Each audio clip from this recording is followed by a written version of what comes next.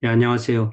오늘 11월 8일 사도행전 25장 1절부터 12절까지 사도 바울이 새롭게 부임한 총독인 베스도 앞에서 재판을 받으며 가이사에게 로마 황제 시저에게 항소하는 그 부분입니다.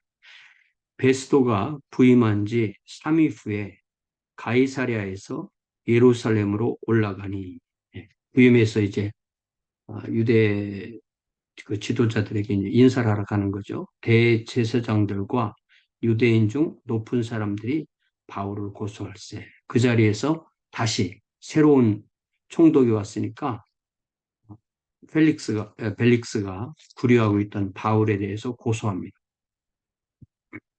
베스도의 호의로 바울을 예루살렘으로 옮기기를 청하니 이는 길에 매복하였다가 그를 죽이고자 함이더라. 우리가 어, 지난 그 23장에서 나오는 것처럼 여기 23장 12절에 나리샘에 유대인들이 당을 지어 맹세하되 바울을 죽이기 전에는 먹지도 아니하고 마시지도 아니하겠다 하고 이같이 동맹한 자가 40여 명이더라. 대제사장들과 장로들에게 가서 말하되 우리가 바울을 죽이기 전에는 아무것도 먹지 않기를 굳게 맹세하였으니 이제 너희는 그의 사실을 더 자세히 물어보려는 척하면서 공회와 함께 천부장에게 청하여 바울을 너희에게로 데리고 내려오게 하라. 우리는 그가 가까이 오기 전에 죽이기로 준비하였노라 하더니 바울의 생질이 그들이 매복하여 있다함을 듣고 와서 영내에 들어가 바울에게 알린지라. 아마 그 같은 그런 사람들 내지는 같은 계획이 아직 살아있던 거죠. 다시 25장 3절 베스도의 호의로 바울을 예루살렘으로 옮기기를 청하니 이는 길에 매복하였다가 그를 죽이고자 함이더라. 베스도가 대답하여 바울이 가이사랴에 구류된 것과 자기도 멀지 않아 가이사랴로 떠나갈 것을 말하고, 이 베스도가 아무리 초임 황제라도 그렇게 호락호락하게 유대 지도자들의 말을 들어주는 것 주지 않습니다. 또 이르되 너희 중 유력한 자들은 나와 함께 내려가서 그 사람에게 만일 옳지 아니한 일이 있거든 고발하라 하니라. 네. 아마 이 베스도가 이 사람이 로마 시민이다라는 것을 들어서 알고 있는지도 모르겠죠. 베스도가 그들 가운데서 8일 혹은 10일을 지낸 후 가이사랴로 내려가서 이튿날 재판 자리에 앉고 바울을 데려오라 명하니. 그러니까 이 총독들은 예루살렘에 있는 게 아니라 가이사랴에 있는 겁니다. 예루살렘에 있으면 너무 유대인들 자극하기 때문에 좀 떨어져 있는 거죠. 오라 명하니 그가 나오매 예루살렘에서 내려온 유대인들이 둘러서서 여러 가지 중대한 사건으로 고발하되 능히 증거를 대지 못한지라. 이게 증거가 있어야 되는데 증거가 없이 주장만 있는 거죠. 바울이 변명하 이르되 유대인의 율법이나 성전이나 가이사에게나 내가 도무지 죄를 범하지 아니하였노라. 그들이 고소하는 내용이 율법을 범했다, 성전을 못 어겼다, 로마 황제에게 불리한 일을 했다, 로마 황제의 여러 속주를 소란하게 했다, 뭐 그런 식의 고소를 한 것이죠. 그랬을 때 바울은 유대인의 율법, 성전, 가이사에게 내가 도무지 죄를 범하지 아니하였다 하니 베스도가 유대인의 마음을 얻고자 하여 바울더러 묻되 내가 예루살렘에 올라가서 이 사건에 대하여 내 앞에서 신문을 받으려냐. 그러니까 같은 재판을 하는데 예루살렘에 가서 거기서 총독이 다시 재판해야지. 이게 무슨 의미가 있는 거예요? 아무런 의미가 없죠. 그러니까 이 베스도는 이 유대인들의 그 관계를 다 알지 못했던 거예요. 그러니까 이동하는 기간에 매복해서 잡으려 했던 그 계획을 모르니까 재판을 예루살렘에 다시 해볼래? 이렇게 물어보는 거예요. 그러나 바울은 그들의 그 의미를, 그들의 그 계교를 알기 때문에 바울이 이르되 내가 가이사의 재판 자리 앞에 섰으니, 이게 무슨 말이냐면은 아, 이 총독은 로마 황제의 부하거든요. 그러니까 총독이 가지고 있는 권한은 로마 황제가 위임해 주는 거니까, 내가 당신에게 재판을 받는 것은 로마 황제에게 재판을 받는 것과 마찬가지다.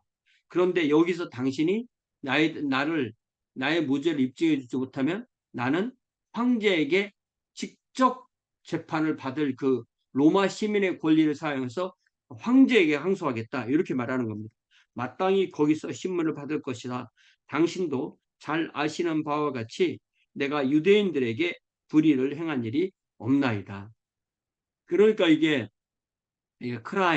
크라임과 신을 구별할 때, 이게 뭐 종교적이거나 윤리적이거나 그런 사상에 관한 것이 아니고, 어떤 그 법률을, 그 로마 법률을 범한 그러한 범죄를 행한 일이 없다, 이렇게 분명히 말합니다. 만일 내가 불의를 행하여 무슨 죽일 죄를 지었으면 죽기를 사양하지 아니할 것이나, 만일 이 사람들이 나를 고발하는 것이 다 사실이 아니면 아무도 나를 그들에게 내줄 수 없나이다. 그러니까 어, 당신 총독도 나를 유대인들에게 내줄 권한이 없습니다라고 그렇게 말한 거예요. 강력한 말이죠. 내가 가이사에게 상소하노라. To Caesar I appeal. 이렇게 말하는 거죠. I appeal to Caesar. 예. 이게 로마 시민이 가진 강력한 권한이고, 이 권한을 바울이 사용하기를 원함으로써 그가 어떻게든 로마에 가게 된다는 것을 알게 되었던 거죠.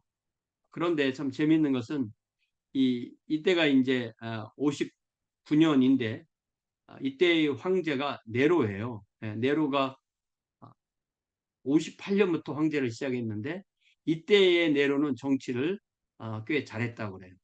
그의 스승인 그 세네카의 도움으로 정치를 잘했고, 나중에 이제 그 로마에 화재가 나고 그 불을 지르고 또 기독교를 핍박했던 그 네로인데, 그때는 64년경이잖아요. 그래서 큰 황제에게 순교를 당했지만, 이때는 그런 바울이 그런 생각을 하지 않은 거죠. 내가 바울에게 항소하면, 내가 가이사에게 항소하면 그 어, 가이사에게 죽을까, 이런 생각을 하고 이렇게 한 것은 아닌 것입니다.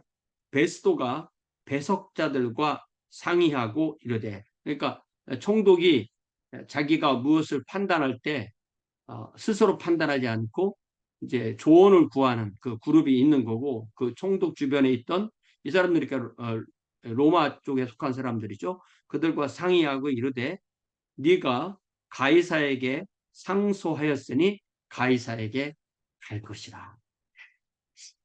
이 결정적인 그런 판결을 내리게 된 것입니다.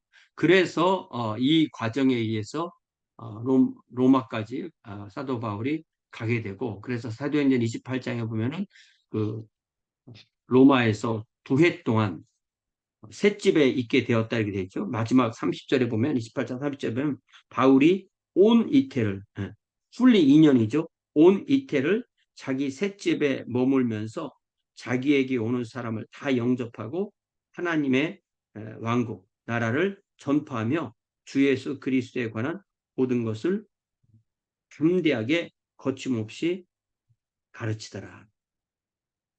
그러니까 그렇게 되는, 그러니까 사실은 이 가이사랴에서 2년, 또 로마의 셋집에서 2년, 그리고 그 다음에 로마의 정식 감옥에서 있는 이야기, 거기까지 확실한 거고요. 나중에 디모데 전서나 디도서 같은 것을 보면 사도 바울이 어떻게든 풀려났었고, 다시 잡혀서 그 다음에 재판에 순교했을 것이다, 그렇게 이해를 하고 있습니다. 우리가 이런 것을 보면 사도 바울은 자신 나름대로 자신의 일을 하고, 총독 베스도는 총독의 일을 하고, 또 그를 죽이려는 유대인들은 그들 나름대로 열심히 하지만, 이 모든 것을 합해서 일을 이루시는 분은 하나님이시다라는 것을 알 수가 있어요. 우리가 하나님께서 어떻게 일을 하시는가를 다 할 수는 없어요. 그러나 하나님의 그 선하신 의도를 알기 때문에 우리는 우리에게 주어진 안에서 모든 것을 하되 그 모든 것이 하나님의 뜻이 이루어지는 것이라는 것을 우리가 믿고 하루하루 우리에게 주어진 삶을 사는 것이 하나님의 자녀의 삶인 줄 믿습니다. 사랑의 아버지 하나님, 사도 바울이 로마 시민권을 이용하여서 황제에게 상소하여 로마로 가게 되는 이 재판의 과정을 보면서 주님, 우리 자신도 우리가 기도하고 또 상의하고 또 말씀 안에서 인도를 받아 하나하나 결정하여 하루하루 살아가는 이 모든 것이 하나님의 뜻을 이루는 것이 되는 것을 믿습니다. 우리가 매사에 우리 안에 계신 성령님과 상의하며 성령님께서 주신 말씀대로 순종하여 하나님의 일을 이루는 귀한 주의 자녀들로 복 내려 주옵소서. 예수님의 이름으로 기도하옵나이다. 아멘. 네, 고맙습니다. 돌아오는 주일에 뵙겠습니다.